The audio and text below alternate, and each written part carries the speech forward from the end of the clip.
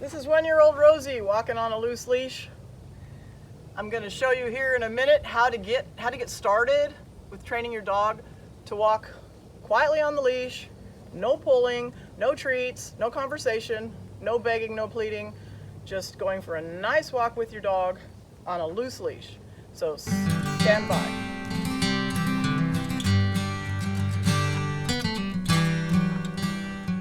Welcome to Kaleidoscope Toy and Miniature Australian Shepherds in Raleigh, North Carolina.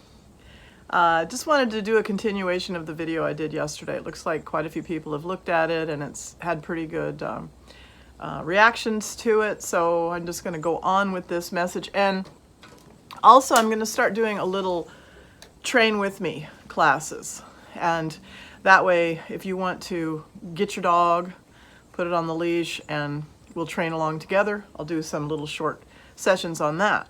But just for a quick review, this is a slip lead. Now I like them to be really soft and supple. This one here is stiff and it's not real supple. I just don't like the feel of it in my hand, and I just prefer something that's really super loose. The slip lead should have a stop. This prevents the leash from getting too big around the dog's neck, because one danger of these is the dog can get away from you if you don't have it to where this loop won't get super big on your dog. So if your dog's neck is this size, you want to put your stop right there so that the loop doesn't get so big that the dog just walks out of your leash. So I've got a nice supple slip lead that has a stop. Some people think that stop goes on the other side to prevent this from getting tighter. And if you do that, then you might as well just put a flat collar on your dog. And as I told you yesterday, a lot of you've seen flat collars choke dogs way worse than a slip lead. So before I'm going to use one of my border collies today. Watch Movies, one of my regulars, asked me to use a border collie today, so I'll do that. And also I wanted to give a shout out to Magdalena in Mexico. Got a nice comment from her yesterday, and she is opposed, or she just doesn't want to use a slip lead. So I'm going to show how you can use a slip lead as a harness, but I'm also going to recommend an easy walk harness for her. And I don't have one. I had one, I don't know where it went, and I'm going to get one and I'll do a video on the easy walk. And I don't usually recommend products, but for people who just absolutely will not put something around their dog's neck, it's the second best thing. It's not the best thing, but it's the second best thing. So before I get the border collie on this leash, I want to talk with you about technique, because if you're not doing things to where you're sending a very clear communication to your dog, this isn't going to work. So I'm going to get up and just show you a little bit of footwork, and then I'll get the dog out. When you're training your dog, you want to do it in an area without distractions. You're not going to take your dog out to the street to start training it any more than you would take a 16-year-old kid on the Autobahn to teach them how to drive. So you're going to train your dog at home in a quiet place. I've got this big deck, and that's what I'm going to use. You can use your yard, you can use your living room, it doesn't matter. You don't need a lot of space to train your dog to leash walk. Now, one thing you want to do, and this is hard for people to do, is you want to walk in a natural way. You want your arms swinging loosely at your sides, or at your side. The hand that's holding the leash, obviously you're not going to be doing this, but you want your arms at your side, and you want to walk in a straight line in a cadence measure. So I'm just going to walk down this deck, turn around, and walk back. So what I did was I found a straight line, and I followed that straight line. So I want my hands at my sides. I want to walk in a cadenced manner. Turn around, just like a model. Just like if you were modeling. Okay, for those of us that went to modeling school when we were young. No, I didn't really, that was a joke. But you don't want to be zigzagging all over the place, and your arms are going like this, and you're jerking on your dog, and you're going like this. Now, we are going to do some footwork that, involves left, right, and turning, that sort of thing. But when you're walking, walk in a straight line and walk with cadence. Okay, so that's going to be number one. Number two is that you're not going to be constantly talking to your dog, engaging your dog. You're not going to be asking your dog to look at you. You're not going to be holding a treat out. You're not going to be doing all these stuff that you've been taught to do. Because what we want is we want the dog to figure out that the dog is responsible for paying attention to where you are and coming with you at the rate of speed that you are moving. So I don't, if you saw my video from yesterday, I do not use any treats when I'm training this. When they're little tiny puppies, I'll do some luring just to get them, you know, engaged and get their little brains, get their wheels turning. But when they get older, it's going to be, this is what we're doing and this is how we are doing it. And dogs really appreciate that. Dogs are very cut and dried with each other, and they like it if you're cut and dried with them. So without further ado, I'm going to go get one of my Border Collies. Now, the Border Collies are just a year old now. When they were little puppies, I did intensive training with them between 8 and 12 weeks, and now I really haven't done anything with them. Growing them up, I mean, we play and we fetch the ball and we do little stuff, but no real training. I've just been letting them grow up, and they're going to be goose control Border Collies, and their training is really going to start to get intense now that they're a year old. So, but basically they've just been growing up. So I can't tell you how long it's been. I don't know who I'll grab, Brandy or Rosie, whoever comes up to me first, and I'll get her on this leash and show you how to get started with your dog. Okay, I have Rosie on the end of my leash. She was the first Border Collie to come up to me, so I'm going to use her in this demo. And I just wanted, these hats and shirts that I wear are all gifts from my puppy adopters, so I really do appreciate them and enjoy them. Thank you. All right, so I have Rosie. I'm going to get up and back off the camera a little bit. I don't have a camera operator today. But what you'll notice right away is that she will be sitting at my side or laying at my side with no commands. I don't really use commands. If you want to use a command, go right ahead. But when they're on the leash is actually giving them the command. So this kind of training is also very good for deaf dogs. It works wonderfully well for deaf dogs. All right, here we go.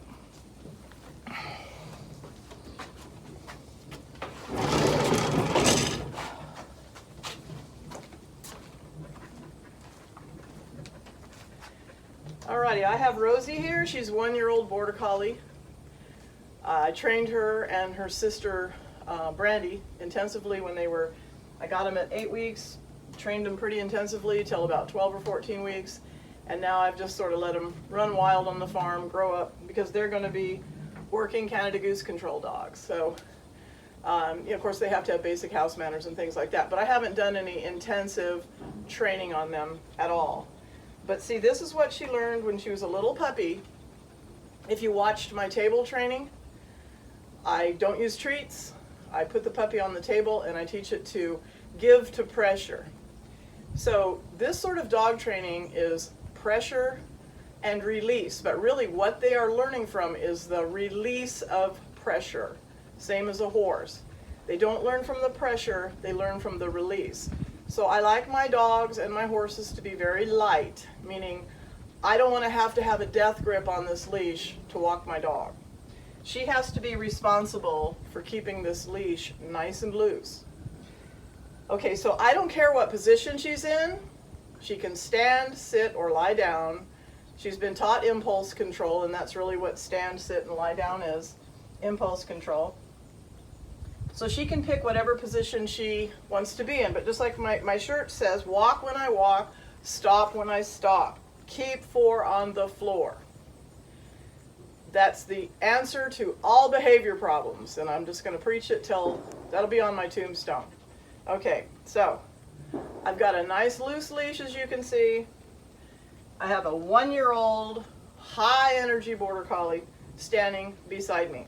Now, when you first start out with your dog, all I want you to do is just take 1 step forward and stop. I'm going to come down here and I'm going to praise my little dog. What a good girl, Rosie. Oh, you're good.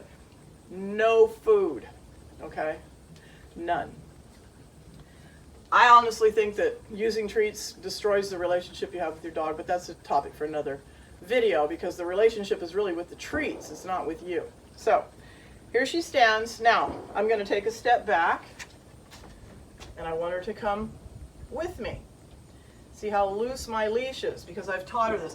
And what I need is somebody in the Raleigh area to bring me a dog that doesn't know diddly squat, because all my dogs know this, or if they don't know it, you know, they're not going to give me any trouble. I need one that's going to give me some trouble. Okay, now I'm going to take 2 steps forward, and if she doesn't come with me, I'm just going to give a slight, you don't want to drag the dog. You're going to do give and take, give and take. And as soon as the feet come towards you, then it's a give. So I'm going to walk, take 2 steps back, 1, 2. And see, I'm not saying anything to her. I'm just telling you what I'm doing. If I was doing this, if I was training and you weren't here, I'd be silent. Because the leash is doing the talking, my body language is doing the talking, and the steps that I take. Now, that makes the dog responsible for where you are, instead of you responsible for where the dog is. And that's why my dogs are so great off leash, and that's why my dogs are not engaging the environment when I'm out walking, because they're too busy worrying about where I am. Okay, so 2 steps forward, okay, 2 steps back, 2 steps to the side, 2 steps to the side, okay? So she's following the motion of my body. I don't care if where she is, left, right, in front of me, behind me, at this point. I don't care. All I care is that I never have to use this. Now, I have this high behind her ears, and I have the stop so it can't get really super big. In a minute I'll show Magdalena, I'll show you something you can do with this until you get your Easy Walk harness. Okay, so now she's starting to do that. 2 steps forward, 2 steps back, 2 steps this way, 2 steps this way. And see, she gets a little tangled up with me, but she is not tightening this leash. Okay, so I have her attention, and so the next thing I'm going to do is I'm going to walk forward. I'm going to make a turn. I'm going to walk down the deck. Make a turn. And see, my leash arm is straight down. You need that leash arm to be, I got gnats flying in my ears. You have to excuse me. It's supposed to be fall, but we still have summer bugs, and excuse the gunfire. Everybody's getting all geared up for rifle season for the deer hunting, so we got a little gunfire going on. But anyway, I'm staying straight down the deck. This arm is straight. I can put the loop over this thumb if I want to. I'm going to walk forward. I'm going to turn around. Now she legged back a little bit. When she legged back, I gave her the 2. I just gave her 2 bumped her up to me.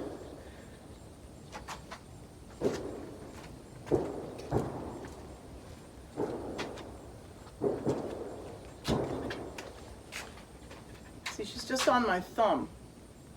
I'm not choking this dog. The slip collar is not killing this dog. This is the proper way to train a dog on the leash. Now, Magdalena in Mexico, thanks for subscribing. What I'm going to do for you is I'm going to take this slip lead, I'm going to pick up her left front leg and put it up here like this. This is what we did when they were little puppies, and now there's absolutely no way this dog can be choked. This is now a harness. It's underneath this left front leg. If you put it under both front legs, it's just going to slip right off the butt and the dog's going to run down the street. Okay? So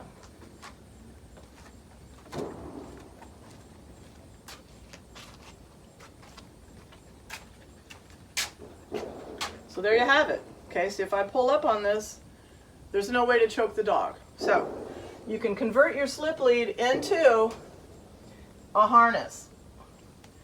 So I'm just trying to demonstrate to you that this is not a cruel way to train. The cruel way to train is to confuse your dog with all of these clicks and treats and markers and shock collars and all the stuff that's going on right now. This is the only tool that you need, but then you have to be the other tool. You have to be the other part of the equation. The dog is only going to be as good as you are. So you've got to practice with or without the dog. Well, without at first. Arms down. Do it with your leash, because everybody's got this muscle memory going on. I have people come here for lessons and I say, get your arms down. Get your arms. I must say it 150 times.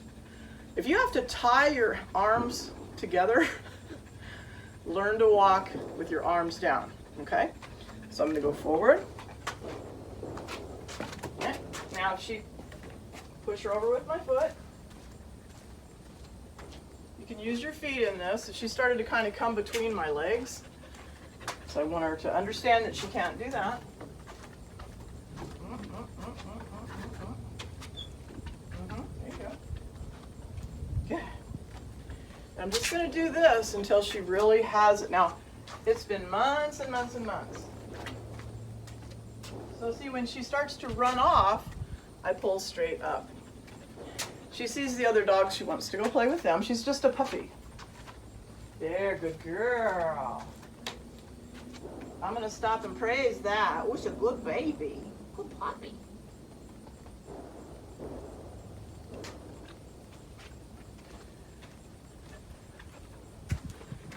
So there you have it.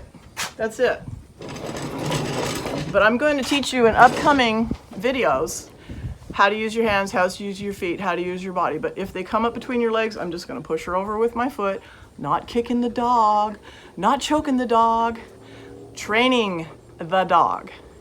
We're not going to use treats. And if you want to use commands, you know, if you want to use let's go, you want to use heel, see, that's for us. Dogs have no words. Dogs don't think in words. We do.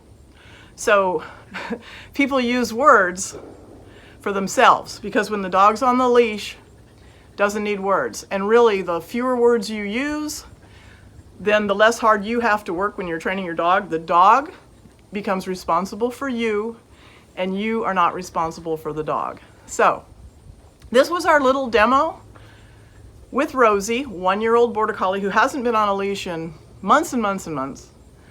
And just, you can see that she remembers from when she was a puppy. I need one of my local puppy adopters or someone who has a dog that doesn't know this to, if you want your dog featured in a video, bring it over and I'll do a video to kind of show the progression of getting here, because this dog's already been trained. It's been a long time, but it's been, you know, she's been trained. And if you have any questions, please drop them in the comments. Please like, please subscribe, please share. I'm really trying to grow my channel, and the powers that be are trying to keep it down. So thanks for watching. Don't forget to like, subscribe, share, and most of all, comment. Thank you.